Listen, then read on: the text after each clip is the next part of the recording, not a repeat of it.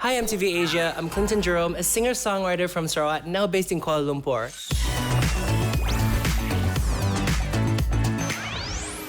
We've received some of your responses from the hashtag MTVTellUs, hashtag LovingOutLoud Q&A. And I'm gonna be reading and responding to some of them. Let's get to it. Now, the first question that we have is, any tips to fellow LGBTQ plus members on meeting new people? And the first response is, find online friends. Now, I agree with this wholeheartedly because if you compare like now and back then, especially for us queer folk, it's a whole lot more easier to connect, especially through social media and all the apps that are available. So yeah, definitely, online is one of the best ways to go. However, there's also a whole lot of catfishing going on, so please be safe. I met my partner at a bar. Hee hee. That's really, really cute. One of the best ways is to live your How I Met Your Mother fantasy. Really go out to the bar, live your main character fantasy vibes. Just really put yourself out there. But of course, do it with caution. Singapore, Pink Dot. I personally have never been to Pink Dot before. I would love to go one day. I've seen a lot of videos and stories and photos, and it's so fun to see not only just the queer community, but the non-queer community just come together and celebrate equality. It's such a beautiful sight. Ask a friend to introduce, I guess. ... All right, for me personally, I would lean towards this. Despite what some people might see on stage, I'm actually pretty introverted. I don't necessarily make the first move when it comes to meeting new people. It's always good to have friends be your wingman or winggirl. It can be nerve-wracking, but you'll be fine. Okay, up next, we're gonna be responding to this, which is stories of an unrequited love. I confessed to this girl, but she rejected me. I thought she was straight, and that was the reason. But later on, she got into a relationship with a girl. Oh man. First and foremost, to the girl in this scenario, I'm very happy for you. I hope that you and your partner have a fruitful and loving relationship. To the fella who wrote this, hey man, it's okay. There's plenty of fish in the sea. Maybe, you've made a new lesbian friend. That's pretty cool. I'm in a relationship, but no matter how hard I try to love her, I just don't feel anything. For me personally, I feel like relationships are never easy, as cliche as it sounds. I think at the end of the day is how much are you willing to put yourself out there for this person. And I'm so sorry that you're going through this, but whatever that you have going on with her, from the start until now, it's real and it's valid. It really isn't my place to say anything, but hey, if you really love this girl, do whatever you can within your means to make it work. If unfortunately for both parties, it no longer works anymore, then no use watering a dead plant. So I hope things work out for you guys. The next question here is, what is the biggest public gesture you have done on a date?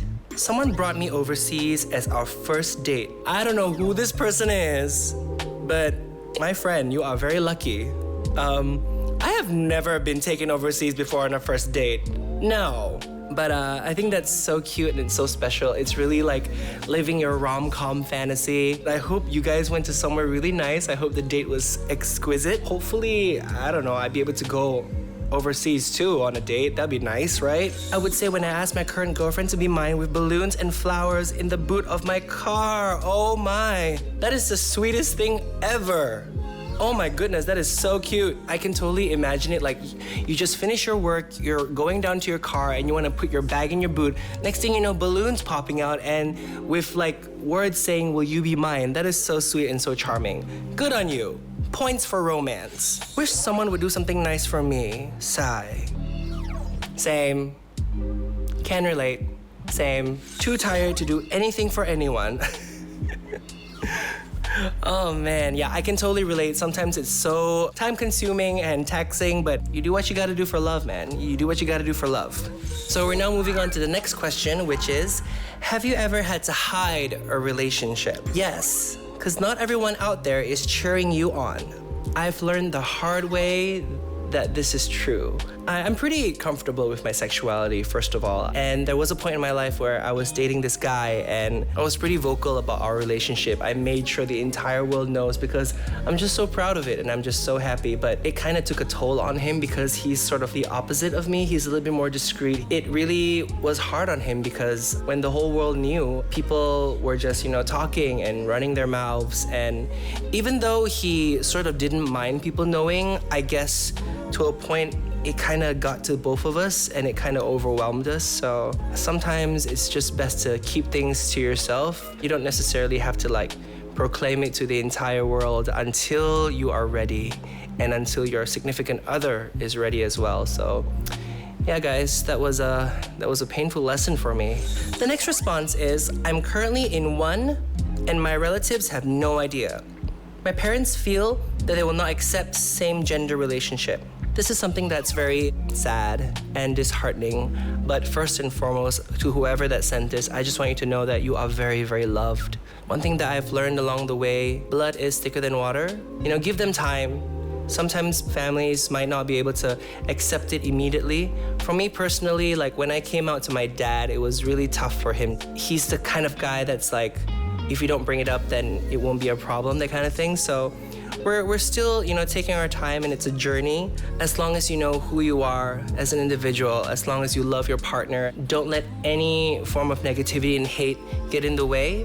Of course, don't feel the pressure or the need to come out yet when you feel you're not ready. Take your time. What is your favorite LGBTQ plus artist or song? I gotta admit, there's a lot of names here that I'm not familiar with, but thank you so much for sending them over. I'm excited to check these out. No Matter What by Callum Scott. Okay, this one I know. He's coming over end of the year in October, and I'm so excited. This song is such a beautiful song. It's such a beautiful coming out song, and I covered it last year. Adam Lambert in Years and Years. I've been a huge fan of Adam Lambert since American Idol. Vocal technique, singer artistry, really 10 out of 10. And up next we have Sam Smith. Now this one, they are my favorite queer artists of all time. I have seen Sam Smith twice in concert, one in Singapore and one in Bangkok. They're just everything that I aspire to be as an artist. How they are so unapologetically themselves and so unafraid to do it. They're one of the artists that really inspired me and really pushed me to do music, and is one of the reasons why I'm still in this industry. And I hope that, to whoever that's watching this, I hope that their music, resonates to you just as much as it does me. And that is it, everybody. Thank you so much for sending in all of your responses to these questions. And also shout out to MTV Asia for having me. Once again, I'm Clinton Jerome. Be sure to check me out on all social media platforms. And also my music is available everywhere at Clinton Jerome. And happy Pride.